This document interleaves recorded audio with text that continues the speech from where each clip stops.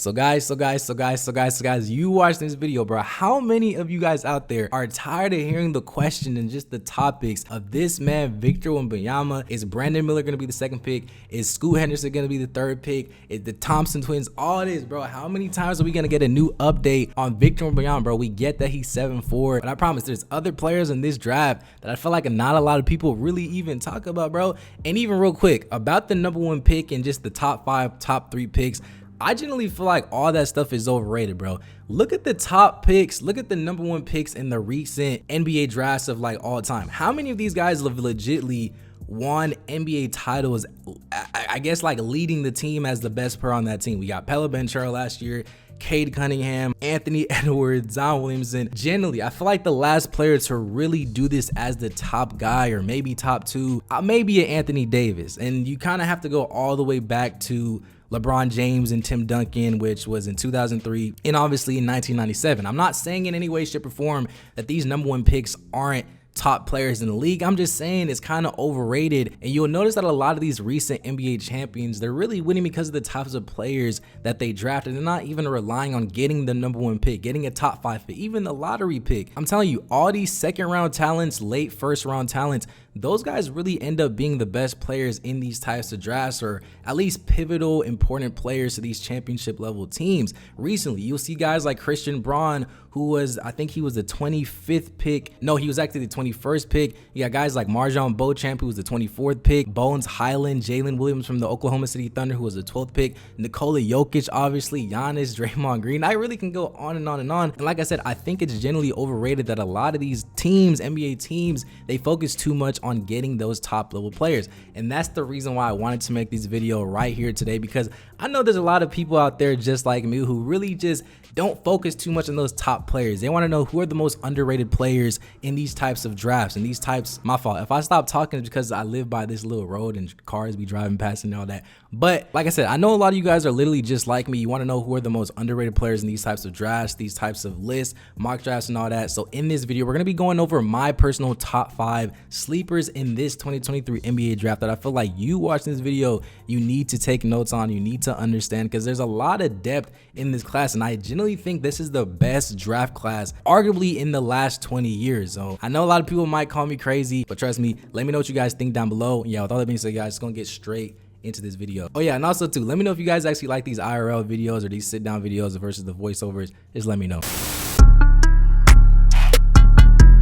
So guys, boom, it's gonna get straight into this video. And like I said, I'm gonna be giving you guys my personal top 5 sleepers in this 2023 NBA draft. And the first player that we're actually gonna be talking about in this video, this is not in order, but he goes by the name of Bilal Kalabi. I'm sorry, bro, if I don't know how to say this man's name, but he goes by the name of Bilal Kalabi, 6'6" shooting guard, small forward, however you want to call it. And guys, I really don't know what it is about these overseas players, but like you've been hearing from a lot of people, the league is starting to go towards it being a European or overseas type league. Like I said, you got the Nikola Jokic's, you got the Luka Doncic's, the Giannis's, the Joel Embiid's, the Shai Gilgeous-Alexander's, the Jamal Murray's. I can go on and on and on. And guys, this kid right here, bro, I'm telling you right now, clip this video, do what you need to do. If the Oklahoma City Thunder get this kid Bilal Kalabi, however you pronounce this kid's name, stamp this, the Oklahoma City Thunder will be in the Western Conference Finals. Yes, I know, bro, I probably sound crazy, but this kid right here, bro, I'm telling y'all, with just how the Oklahoma City Thunder is currently constructed, you got a guy like a Josh Giddey who can orchestrate and facilitate in the offense. You got Shai Gilgeous-Alexander, who's a top 5 scorer in the league right now. You got Jalen Williams, who's one of the biggest steals in last year's draft. You got the other guy, Jalen Williams, who's one of the best up-and-coming forward. And now you're going to add like a Chet Holmgren, who we know is a defensive threat, who can probably average maybe 15 points if he can give them at least 10 to 12 rebounds. And if you're gonna add like a guy like a Bilal to come off the bench, be that versatile defender that can guard all the top players in the NBA, bro, I'm telling you right now, Bilal in the Oklahoma City Thunder, I really hope he gets drafted to this team. If not, I hope he gets traded there, whatever they need to do. Defense is literally what this kid is all about. Defensive intensity, defensive mindset. He wants to lock up the offensive players. This kid does not want nobody scoring the ball, and the fact that he has an over 7-foot wingspan and he's only 6'6", 6'7", and his potential is still growing, guys, this kid's upside is literally insane. You also got to realize that this kid is maybe either is or one of the youngest players in this draft at 18 years old, and he's really supposed to be in the 2024 NBA draft. And I'm telling you guys right now, if he had stayed in that 2024 NBA draft, he would easily be a top 3 to 5 pick in that draft as well. And guys, also what people really don't understand is that this kid actually plays with Victor Wembanyama on that Metropolitan 92 team. And trust me, I understand that Victor Wembanyama gets all the attention. Obviously, he's 7 foot, he's this generation unicorn, all that. But like I said, I like to look at the types of players that he's playing with. And this kid right here, Bilal, he's one of those dudes. And he's one of those guys that kind of reminds me of those Kawhi Leonards, the OG Anunoby's, those defensive-minded players that can develop into an offensive skill level player. And I'm telling you guys right now, he's not one to be messed with. Now, shout out to NBA Draft Room. I really enjoy their scouting reports that they have on a lot of these players. And taking a look at what they said about Bilal, they describe him as an upside athlete with awesome physical tools. He's long, springy, bouncy athlete with great open court speed and above the rim ability. On the offense side of the ball, he's a slasher, cutter, instinctive scorer. He's developing the ball handling, driving ability to take advantage of his impressive speed and hops. His outside shooting, it does need some improvement. He can hit the 3 ball, but not on a consistent basis. Guys, like I said, NBA Draft Room, they really do a good job of their scouting reports. And like they said, that's one thing that I personally would say about this kid, Bilal Kalabi's game. His shooting ability and his scoring ability. To me, it is a little bit inconsistent. One game, he will score 18 points. The next game, he will score 3. The next game, he will score 7. The next game, he will score 15 points. And even if you take a look at the minutes are still there. So like I said, it is a little bit inconsistent, but that is something that I feel like he can work on. And at the end of the day, he is playing in Europe, so you do kind of have to take those minutes and points with a grain of salt because it's just a different game out there. Right now, I know he is projected to go in the lottery, but I do think he will go down as one of the biggest steals in this draft. All right, guys, and number 2, I have to go with this kid, Grady Dick. Guys, I ain't gonna lie, bro. I feel like every single white player that has ever played in the NBA, I'm not talking about Europeans, bro. I'm not talking about Australians, Frenchians, none of that, bro. I'm talking about strictly white players, bro. One thing about all these guys that they always have that dog mentality in their game, and I feel like Grady Dick, he's that kid next up. 6'7" forward that can stroke it from deep, no pun intended. He's arguably the best shooter in this draft. He shot 40% from 3 on 6 attempts. And I know he's a guy that can space the floor for your team. So I know that NBA teams are going to like this kid a lot. And that is something that is super intriguing about his game. And I really don't think he's honestly a bad defender as well. If he can just use his sneaky athletic ability, hit the open 3 whenever a player passes him the ball, is not a liability on defense, he's going to have a long career in the NBA. And I know right now he is projected to go somewhere in that top 10. I wouldn't be surprised if he slid up to that 5 to 6 range.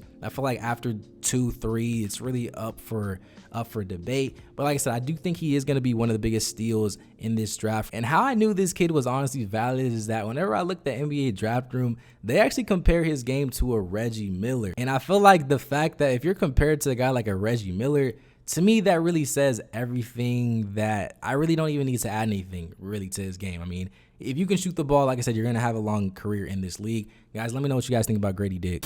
All right, so the third player that we're going to be talking about in this video, he goes by the name of Cody Buffkin. Now, out of every single player in this video or really in this draft, he's the player that I feel like NBA teams are very speculative of. I recently stumbled upon an article by 24/7 Sports, and if you look at some of the quotes by some people that have some insight on the scoop of the NBA draft, they said that Cody Buffkin, he's really helped himself in this pre-draft process just by not being available. Everybody's trying to get him into their gym. They're trying to get him to work out. They're trying to get his medical, and he has made himself sparse. So teams are starting to speculate. Does Cody Buffkin have a draft promise? Does he know what team he's going to be drafted to already? You hear speculations about Washington at number 8, Utah number 9, Oklahoma City at 12. Worst case scenario at the end of the lottery at number 14. Guys, I'm telling you right now, this kid Cody Buffkin, I'm a huge believer. I feel like not a lot of people, he doesn't really have that popular name in this specific moment in time, but as you've been seeing as the season goes along, he went from a projected second round pick to an NBA lottery pick. So that really should say a lot about his game. To me, the fact that he went from averaging 3 points a game to double digits on a stacked team that has an oriented team offense like Michigan, I think that is very, very impressive.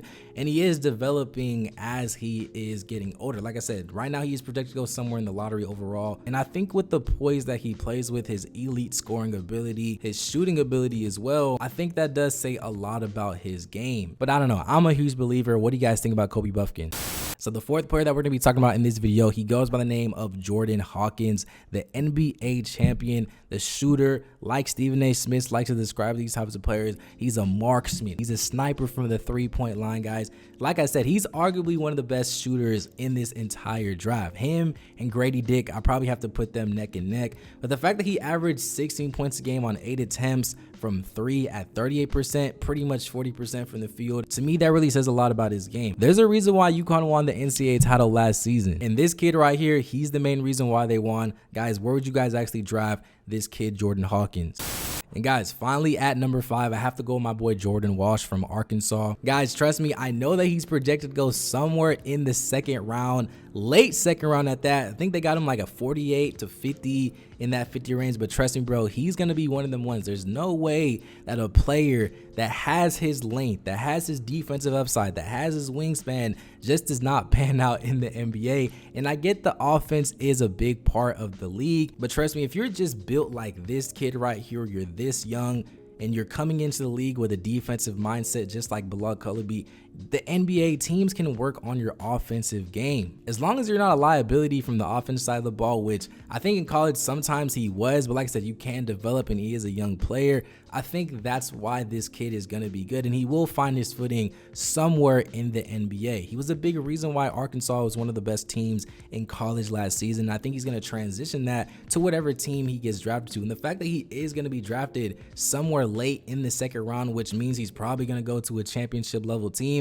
I feel like a lot of people are going to realize that a lot of teams were dumb for passing up on this kid. I think he should go somewhere in the first round. That's just me. But guys, like I said, there's a lot of sleepers in this 2023 NBA draft. Like I said, I think this draft has potential to be one of the best draft classes that we've seen in the last 20 years. I think this draft is not just a Victor Wembanyama draft. This is not just a Scoot Henderson, Brandon Miller, the Thompson twins type of draft. There's a lot of depth in this class. I think it honestly goes, 0 to 60. I'm telling you, there's going to be a lot of sleepers and a lot of NBA greats and a lot of NBA longevity type players are going to be coming in from this draft. But guys, that's just my personal opinion. I really want to know what you guys think down below. Like I said, if you guys want more of these IRL videos and you like this type of content better, let me know down below. Drop your most slept on player in the 2023 NBA draft down below. And yeah, with all that being said, guys, thanks for watching. It's been the episode of Juice Made TV. Peace.